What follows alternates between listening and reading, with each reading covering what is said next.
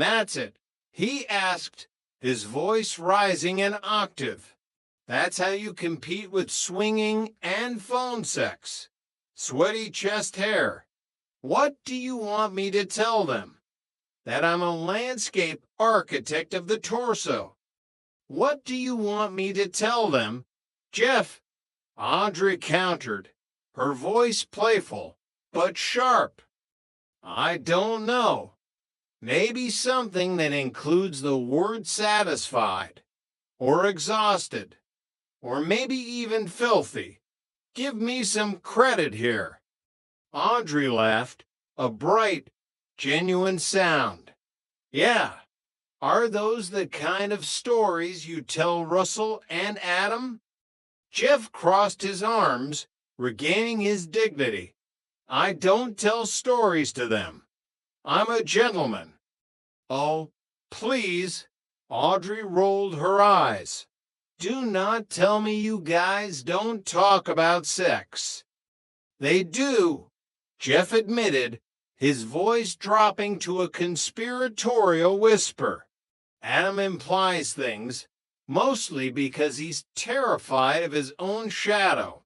Russell gives details terrifying, anatomical details, and usually demonstrates with the salt and pepper shakers if we're at the diner. But me, I keep it locked down. He paused, a devious glint in his eye.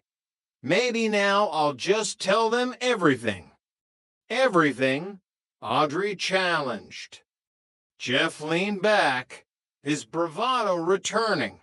All right, both things. Chapter 3, The Message and the Messenger. Across the hall, Adam was experiencing a different kind of revelation. Jennifer had indeed given him his present. It was wrapped in expensive paper with a bow that looked like it had been tied by a professional. Go ahead, open it, Jennifer chirped, her eyes wide with anticipation. Adam tore the paper away, his mind still hoping for a gadget, a tool, or something with a battery. What he found instead was leather and a strap. Is it a machine that makes your clothes fall off? Adam asked, trying to find the joke.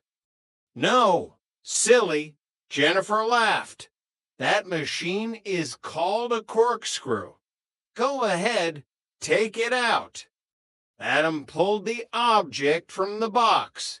It was a bag, a sleek, high-end leather bag with a long shoulder strap. This is for me. Do you like it? Jennifer asked, leaning in. Look at it. Oh, I bet there's something inside. Adam reached into one of the many compartments and pulled out a soft, padded piece of material. It's a pad for the shoulder strap? Yes, it's so cushy. Jennifer was practically vibrating. I saw you taping up your old backpack, Adam, and I thought, you're doing so well at work, you should look more stylish.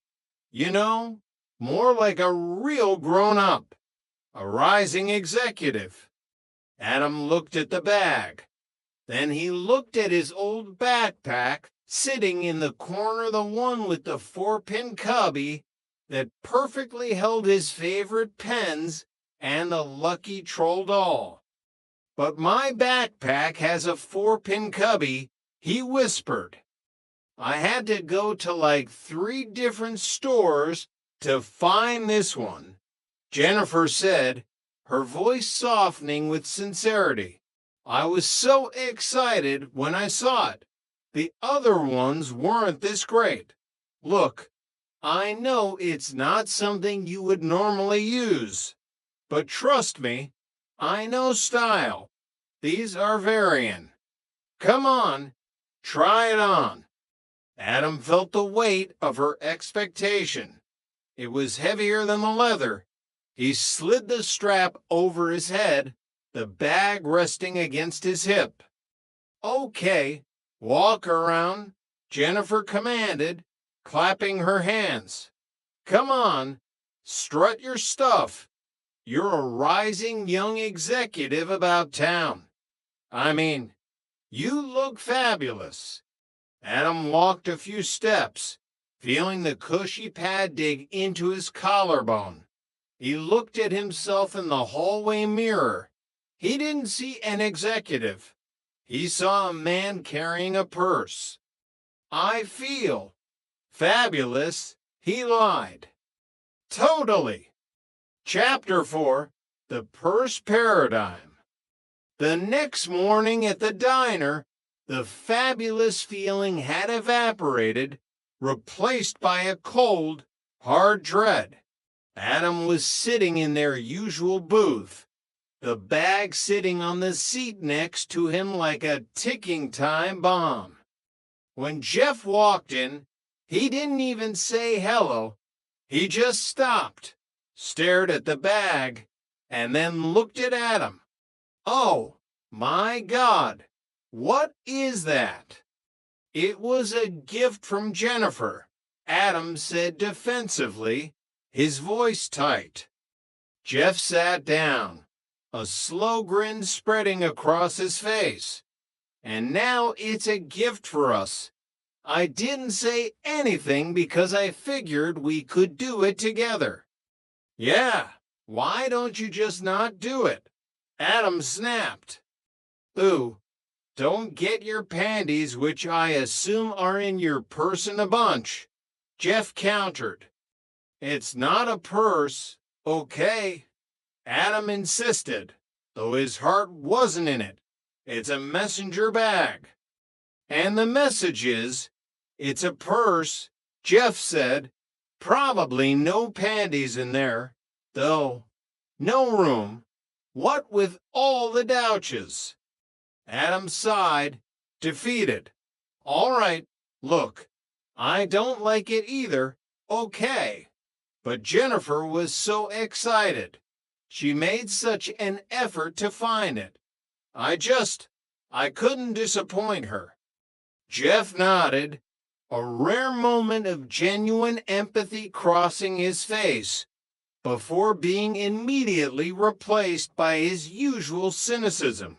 "That's very nice of you. Truly. But now you're stuck using it forever. Yep, all the way through menopause." Just then, Russell Dunbar slid into the booth. Russell was the group's resident bachelor, a man whose wealth was only matched by his shallow approach to human interaction. He was wearing an expensive suit and a look of smug satisfaction. "I make your stupid jokes. All right," Jeff said, turning back to Adam. "But guess what? Last night wasn't the only gift I got." Russell leaned in, his ears perking up at the mention of gifts. "Ooh, I'm listening." "All right," Jeff began. "So I'm taking a shower. Jennifer, I mean, Audrey decides to join me. Rub-a-dub-dub. I'm getting it in the tub." "Not bad," Russell said dismissively. "But check this out. Yesterday, I cut through the park. I see some chick playing the guitar. After 10 minutes of pretending I like the Grateful Dead who suck, by the way, we go back to my place, and we proceed to do it everywhere." "Everywhere?" Adam asked, leaning away from his purse. "The bedroom, the kitchen, the living room." Russell tallied them off on his fingers. "I'm tired." She wasn't. Jeff looked at Russell, then at Adam. The sweaty rainforest comment from Audrey was still echoing in his head. He needed a win. He needed a story that didn't involve chest hair descriptions. "Man, I got a story to tell.